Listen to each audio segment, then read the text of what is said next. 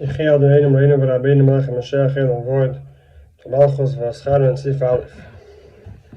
Yedua it's known that you have Haftarah Shabbos Nechamasa, even the Haftarah of the 7 weeks. Hashem Haftirin Benachametz. The Haftarah is, we read about different comforts.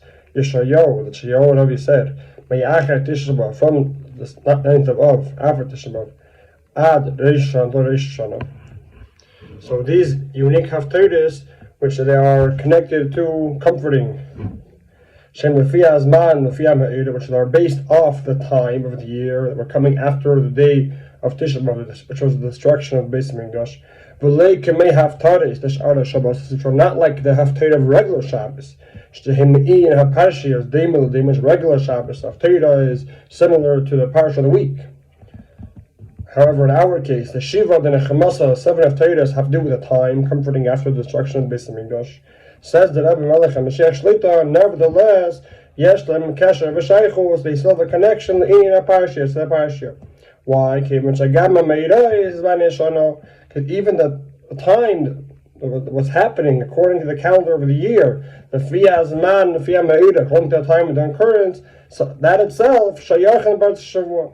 That itself has a connection to the Parsha of Shavua. So even though the Haftarah is not directly connected to the Parsha of the week, because the Haftarah has to do with the time, they're coming after Tisha B'Av. However, also the Parsha of the week has to do with Tisha B'Av. Because the Dvar Malchus writes, the holidays of the entire year, but they always have a connection, like in Parshas Va'eschanan and the Parsha they follow. So nevertheless, there's still a connection to Haftarah and the Parsha. In our case, Shabbos Nachamu, which is called, why is it called Shabbos Nachamu? Al Shem Haschalas Haftarah, beginning of Haftarah to read, it says, the Pasuk says, Nachamu, Nachamu Ami. Haschalas V'reish is the head in the beginning. Shakayla Kol Prata Yadam, so the upper head is that includes all details that comes afterwards of the Sheva, the Nechamas, all 7 Haftarahs. Shayach, the Parshas Va'eschanan, has to do the Parsha of the week. Nachamu Va'eschanan, Shakayla L'Olam, Shabbos, which always the Parsha we read after Tisha B'Av is the Parsha Va'eschanan. And the Kudas Abir, what is the explanation? What is the connection?